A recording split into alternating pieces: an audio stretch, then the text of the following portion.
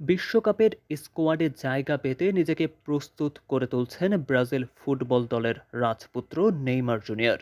তবে ব্রাজিলের mastermind coach আনচেলত্তির একটাই কন্ডিশন, দলে জায়গা পেতে হলে নেইমারকে থাকতে হবে পুরোপুরি 100% ফিট।